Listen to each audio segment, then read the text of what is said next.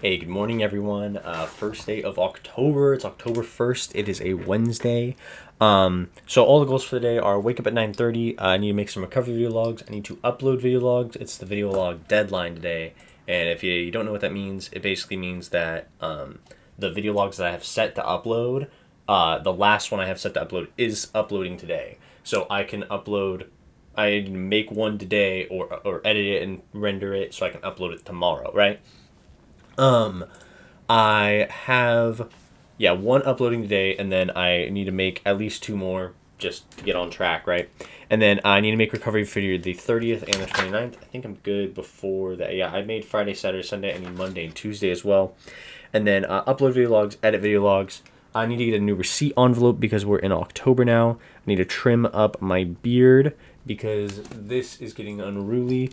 We need to deposit our checks. And then, yes, deposit checks are very good. What else was there to do? I felt like there was something else to do. I don't remember particularly what it was off the top of my head.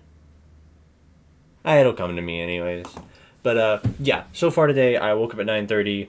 I made the mistake yesterday of eating tacos and then at 2 a.m. eating Dynamitas. So I spent a little time in the bathroom. And then worked on the September 4th video log and description, and now I'm working on the September 5th one.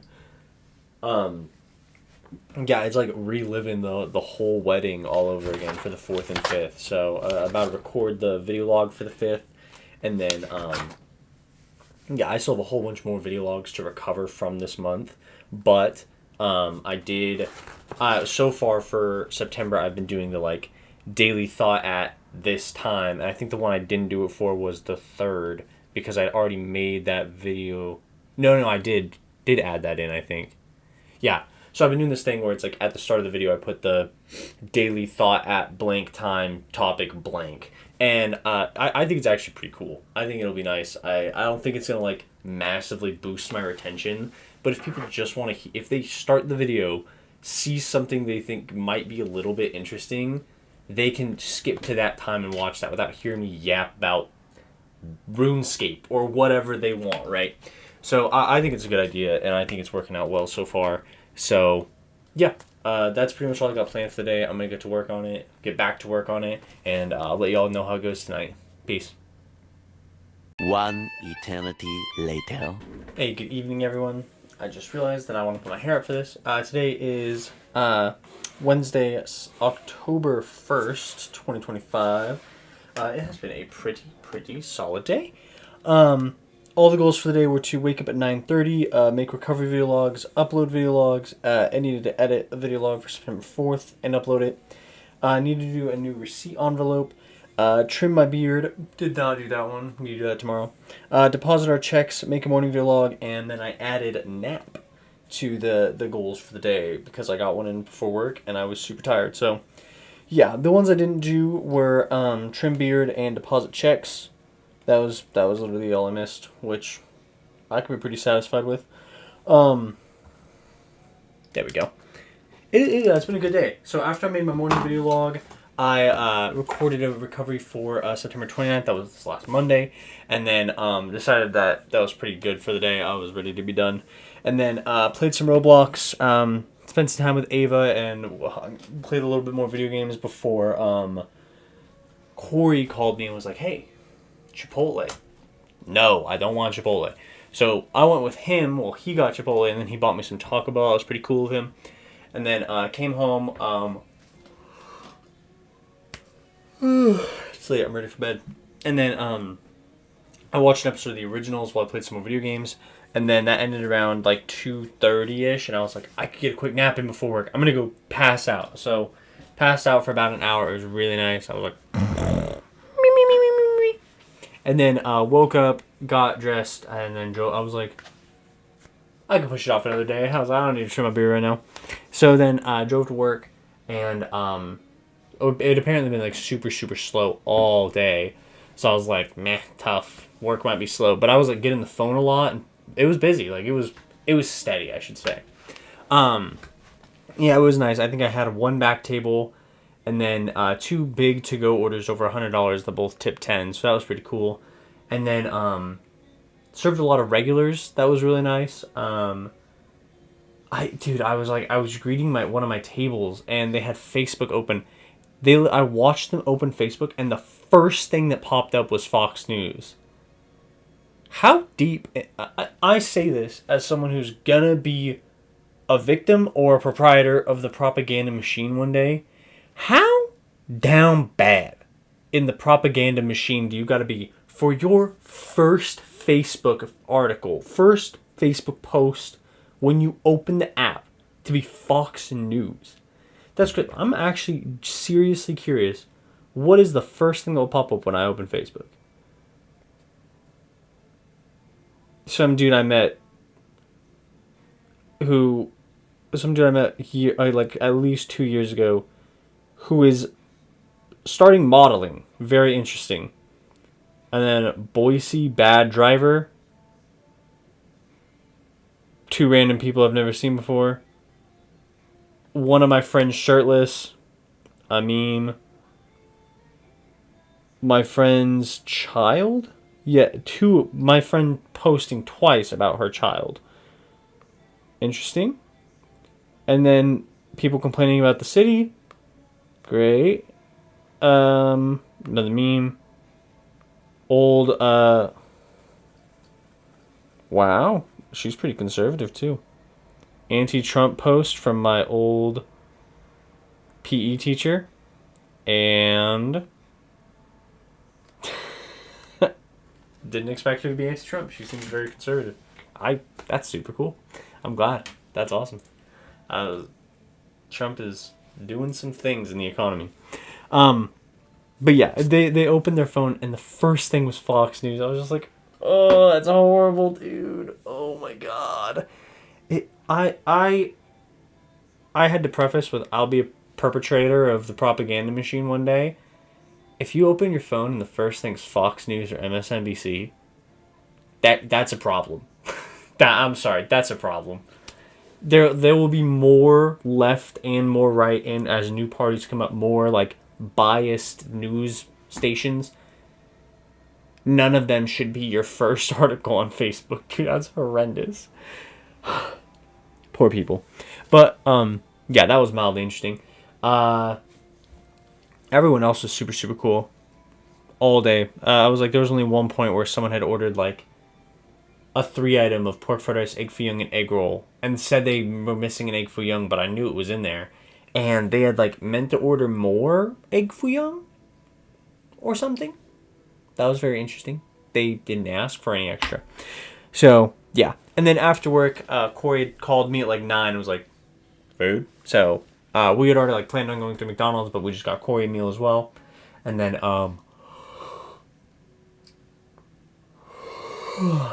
yeah, and then came home, and I was like, I don't really want to watch any more originals for the night. So we were just chilling. I was watching YouTube, playing video games. Ava was listening to her songs. And then I was like, I wrote out our budget for the month. Boom. Trying not to show that one off. Wrote out like our rent, all our bills, what our spendings are projected to be. And then tracking our income. Going to be pretty cool. And then what else did I do? Oh, I opened up YouTube.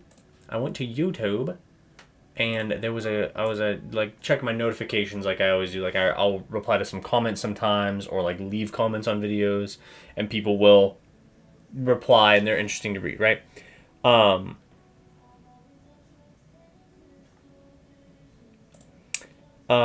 Sorry, weird video here. So I had made a video a month ago on September 3rd.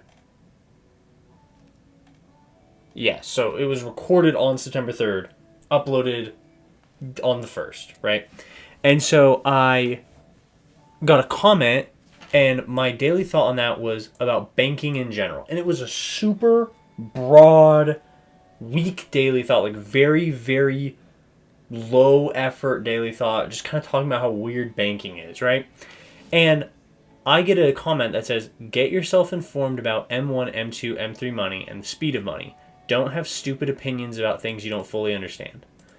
My immediate reaction to this is, that's a little rude. You don't really need to do all that. I am interested. I'll go learn about this. I've never heard M1, M2, M3 money terminology. He's talking about the velocity of money, which is funny because literally this is September 3rd. The Daily Thought on September 2nd is about velocity in an economy, the velocity of money, and talking about how when you give tax breaks to the wealthy, you end up with a lot of M3 money, a lot of low liquidity, very large lump sum investments in massive index funds like the S&P 500 that are extremely low velocity. I literally talk about this the day before, but this is the one that gets recommended to him that he feels like he needs to leave a comment on. Also, the logical flaw of don't have stupid opinions about things you don't fully understand.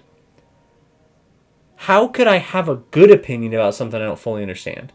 And in what world would it make sense to have a stupid opinion about something that I do fully understand? Those go hand in hand. Those go hand in hand. So, yeah, little crash out about that. But I thought I had a pretty decent, explanation about it. The whole point of these video logs is over time to be wrong and get corrected, just as I've done here. Rude tone, whatever, I don't really care. Get corrected just like this and learn. So I had already, literally the day before, I have already talked about the velocity of money in an economy. I've already talked about that. And you're sitting here telling me this because I used a very, very general, very wide view about how weird banking is and how it's weird that I can't borrow directly from the Federal Reserve. That's weird to me. Doesn't have anything to do with velocity in an economy. If I was able to borrow directly from the Federal Reserve, that money would be velocitous. That's true. It would be more velocitous. So it's really interesting that he has this response, which I can respect. I don't talk about velocity in that Daily Thought. I definitely should have tied it back into it from the day before. But that all being said, I thought my response to it was good. I'm not going to read it. If you're interested, September 3rd, whatever. Yeah, I just thought that was so funny that I'm like, bro, literally the day before, I was like, I've never heard the M1, M2, M3 terminology, but I know, I understand exactly what you're talking about. I just didn't mention it because I've already talked about it. So, yeah. Anyways, yeah, that was a very, very, very interesting comment that I received, and I even had a second of how do I respond to this calmly? But the whole point of these video logs is to learn over time and be willing to go back and correct mistakes. Like when I don't know something, offering complete clarification on it and being able to, in the further future, look back and just go, yeah, I was wrong. I was incorrect. I was blabbering. I was stupid. I didn't know what I was talking about. I had a stupid opinion about something I didn't fully understand. That's the kind of thing. But if you're not willing to share a stupid opinion about something you don't fully understand, if that stays here, it never gets corrected. You're going to go on. You're encouraging people to go on believing stupid things about things they don't fully understand because you're trying to stifle the don't share these things. How would I know it's stupid if I never shared it? Checkmate, bro. Checkmate, bro. So, yeah. Just wanted to share that. And then Daily Thought today is about something that was inspired from Dune about laws versus regulations. So, in Dune Chapter House, it might be Heretics of Dune, actually. But I've been talking about this book a lot. The Bene Gesserit talk about the difference between a law and a regulation. So when we talk about, in America, deregulation, whenever we should deregulate things, a law is something that we all collectively agree shouldn't happen in the future. That's, right? In the future, I don't want people to kill each other. That's fine. We all can agree. People in the future shouldn't kill each other. We can make that law. A regulation is something has happened and we've made a rule to prevent it from happening again. So when we talk about deregulation, that is worrisome to me. And I understand that some regulations are, from a corrupt standpoint, and do need correction. Like when we talk about NIMBYism, not in my backyard, that's NIMBYism if you've never heard that. But it's a big issue in California. There's lots of zoning regulations. There's lots of, like, you have to go and hold appeal meetings and, like, allow people to come and speak their piece because they're NIMBYism. And it's like a whole thing. Gavin Newsom talked about it a lot when he's trying to build his high-speed railway, which by the time you're watching this, I hope it's built. Holy God, I hope it's built. But that's regulations. So when something becomes over-regulated, it can be attributed to there was corruption here. The people who were inconvenienced by something decided this needed to be regulated. But what we find is in the majority of like construction industries, in like manufacturing industries, welding, trade jobs, regulations are written in blood. And that's something that's like alluded to in Dune, is like something will happen. We need to regulate it to make sure it doesn't happen again. So someone dies because a ladder wasn't secured. We have to introduce regulations about ladder security so that people don't die from ladders again. And that's like the OSHA approved, OSHA violations, like that's regulation. So this kind of terminology where we're talking about deregulation, in some instances is necessary. Like there are regulations in place that are over-regulated or corrupt at basis or just not necessary, right? That's totally normal. That'll happen. There are regulations that they're trying to deregulate, unregulate, that are very necessary. They're literally going, hey, this rule is written in blood. Let's backspace it. What do you mean? It is like the we learn the lesson, we fix it, there's no problem, we unfix it, we learn the lesson, we fix it, there's no problem, we unfix it. It's literally that cycle. It's literally that is, hey, someone died from this once. Great, let's put this in place. Hey, no one's dying from this anymore. We can get rid of that rule now. What was the point of the rule? It was so people didn't die. And now that they're not dying because the rule's in place, we go, no one's dying, we're good. Rule's good, kick it out. What? Like for some things, I would say zoning laws specifically, those things are not always written in blood. Like obviously if you have a factory next to an elementary school and that factory's pumping chemicals into the water and it's poisoning children, that kind of regulation is written in blood. That's a law. Like that's a regulation that became a law.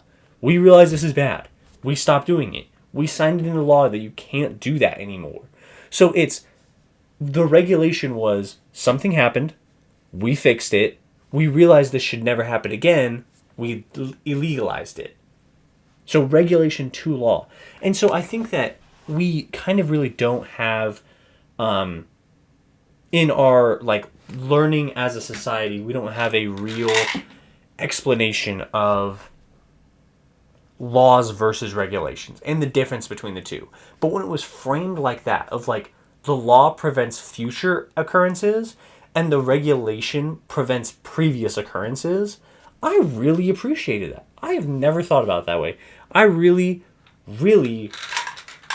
I don't want to say the F word and say effed with, but I really thoroughly enjoyed that kind of explanation because I've never thought about it that way. You know, it's like, it's true. The law is stuff we don't want to do in the future. Regulations are mistakes we don't want to repeat. And I thought that was interesting, so I figured I'd share it with all very briefly. So yeah, I hope you all had a wonderful Wednesday, and I will see you all tomorrow. Peace.